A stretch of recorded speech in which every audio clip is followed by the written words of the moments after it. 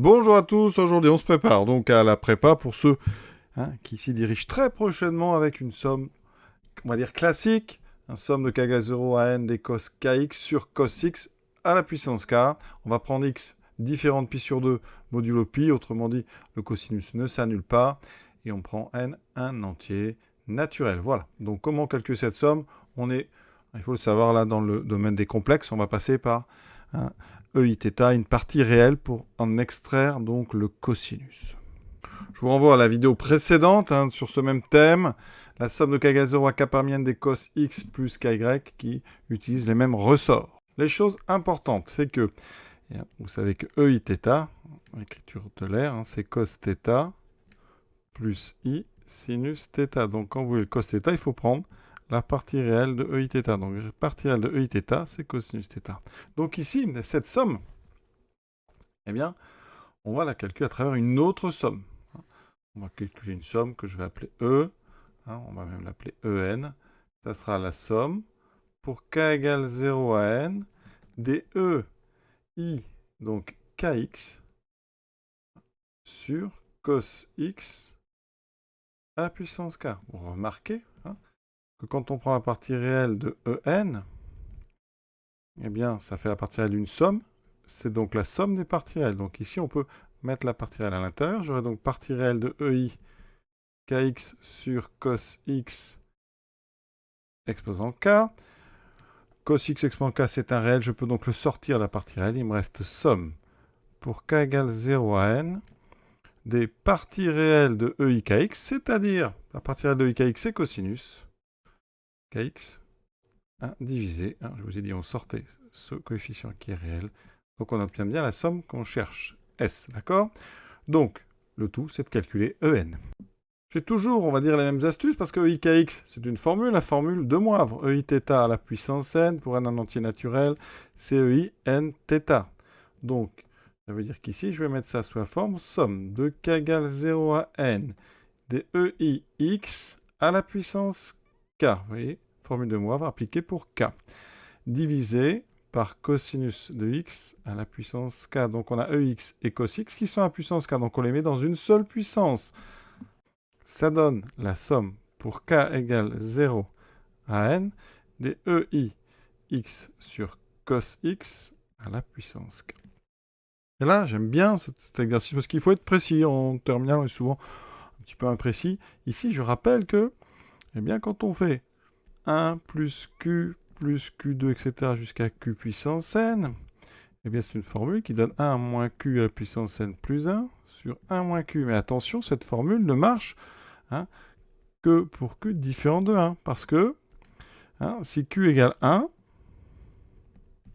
quand on fait 1 plus Q, etc., jusqu'à Q puissance n, tous les termes valent 1, ça fait, il y a n plus un terme, ça fait n plus 1. Donc nous, on va être obligé de séparer un petit peu les cas et de savoir à l'avance quand est-ce que EX sur cos x vaut 1. EX sur cos x égale 1, ça équivaut à quoi?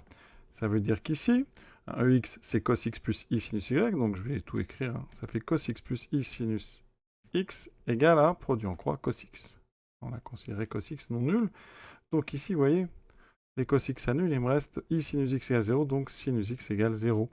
Ça veut dire que ici, ça fait x égale à, quand est-ce qu'un sinus vaut 0? Si on est en 0 ou en pi modulo pi, donc 0 égale, donc x égale 0 modulo pi. Autrement dit, il existe k appartenant à z, tel que x s'écrive k fois pi. Donc on va pouvoir séparer en deux cas, si on est égal à x, enfin si on est égal à k pi, ou si on n'est pas égal à k pi. On a deux cas, si x égale k pi avec k appartenant à z, dans ce cas-là, ma somme En, elle vaut n plus 1. D'accord? Et là, on peut en déduire tout de suite S. S étant la partie réelle de En étant un réel, ça veut dire que S est égal à n plus 1. Sinon, si x n'est pas égal à k pi avec k appartenant à z, eh bien, on applique la formule. En égale, donc, c'est un quotient, 1 moins, donc la raison à puissance n, c'est-à-dire EI x sur cos x puissance n plus 1, et 1 moins EI x sur cos x. Voilà. Ici, on va réutiliser Moivre, faire rentrer le n plus 1, enlever les parenthèses en fait. Ensuite, on va mettre au même dénominateur, ce qui donne cosinus x puissance n plus 1 moins exponentielle i n plus 1 de x sur cos x puissance n plus 1 sur cos x moins exponentielle x sur cos x. On va mettre uniquement 2 étages. Ça nous donne ceci, donc cos x puissance n plus 1 moins ei n plus 1 de x.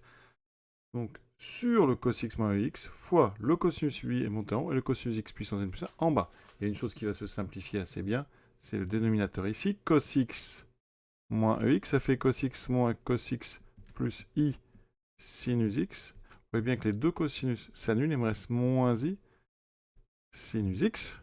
Ensuite, il faut savoir que quand on a 1 sur moins i, eh bien si multiplié en haut et en bas par i, ça va donner i sur moins i au carré. Moins i au carré, ça va, donc il reste i. Ça veut dire que ce moins i ici, on va l'enlever et à la place mettre un i avec le cosinus. En haut, j'écris sous une forme algébrique. Et maintenant, il me faut, je rappelle, en, c'est sa partie réelle qui m'intéresse. S, c'est la partie réelle de en. Donc les dénominateurs sont tous ici des réels, donc on va les retrouver dans la partie réelle. Donc S, je répète, c'est partie réelle de en. Donc, en haut, la partie réelle, si vous la voulez, comme on multiplie par i cos x, eh bien, il va falloir uniquement garder le terme qui vient du produit avec le i sinus n plus 1 x. Donc, on va avoir du moins i carré qui va donner plus 1. D'accord? Donc, plus de moins. On aura donc cos x fois sinus n plus 1 de x, ou dans l'autre ordre, n plus 1 x fois cos x. Voilà. Divisé par sinus x, multiplié par cos x à la puissance n plus 1. On va simplifier cos x en haut. Et il nous reste sinus n plus 1x au numérateur. Le cos x a été simplifié. En bas, il me reste sinus x et cosinus à la puissance n. Et l'exercice ici est terminé, vous voyez. Donc, on va faire quand même une conclusion correcte. Toujours en n'oubliant pas que x doit être bien sûr différent de pi sur 2 plus pp, c'est-à-dire différent de pi sur 2 modulo pi. Eh bien, si x est donc égal à 0 modulo pi, donc c'est écrit kpi avec k par z, s égale à n plus 1, sinon, eh bien, on vient de trouver sinus n plus 1x sur sinus x, cosinus x, puissance n. Alors cet exercice, il existe avec une deuxième version.